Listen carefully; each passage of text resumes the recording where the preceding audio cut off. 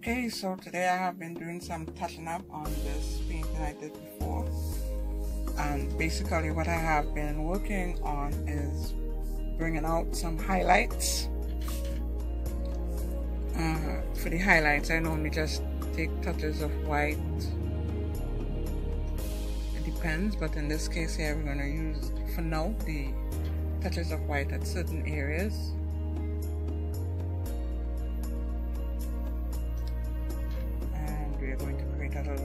I love the Frangipanni plant. It's very smooth, it has a nice scent, sometimes it smells like a fruit. It just enlivened, I don't know, I love it. Where I work there are Frangipanni trees, so I'm always looking at them from my desk, and I thought, yeah, I will paint and have one of them close by on canvas. What I'm doing now is adding a little bit more depth, creating a more three-dimensional feel, and I'm working with the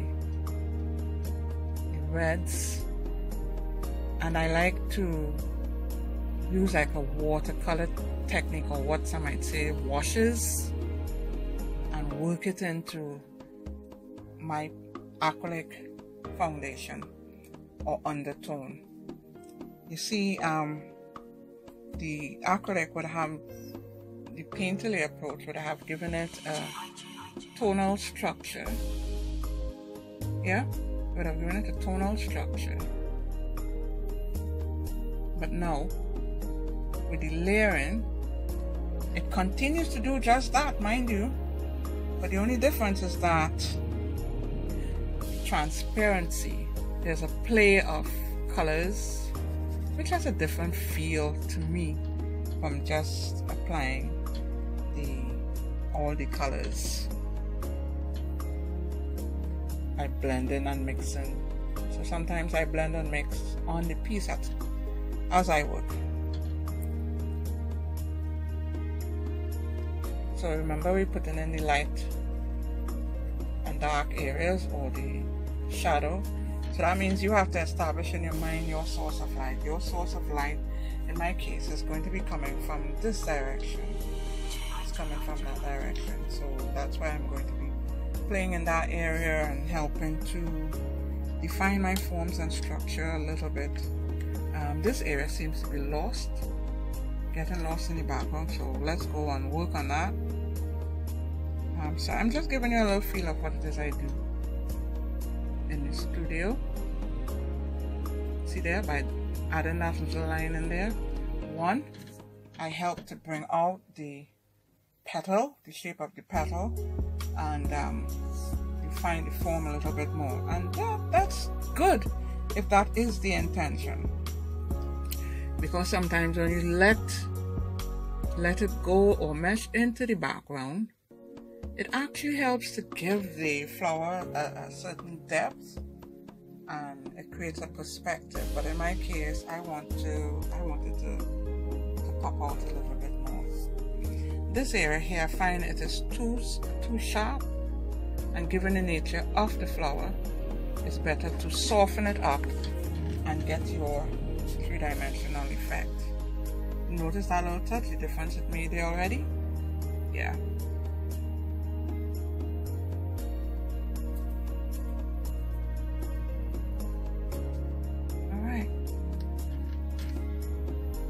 Okay, so this area here is now what I really need to work on to make it look actually like a petal. And again, that has to do with modeling. So I'm going to create the contrast first by adding touches of red and a Russian high pink.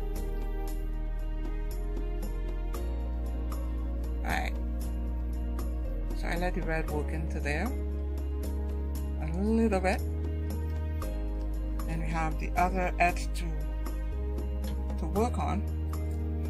Here I'm going to add just a few touches of yellow and clear the red from on the other side.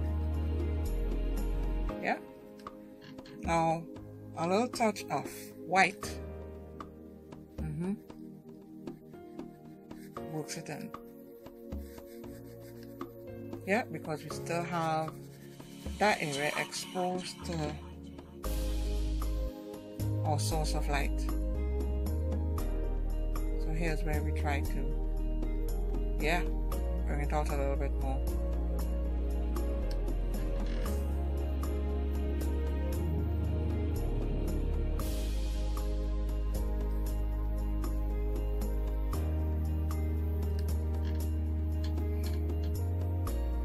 It's always good to surround yourself with beauty.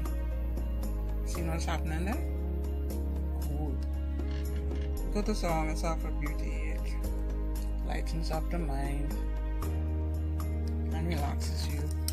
And you have to know when to wash out your paint, because that is going to allow you to keep your colors as pure as possible,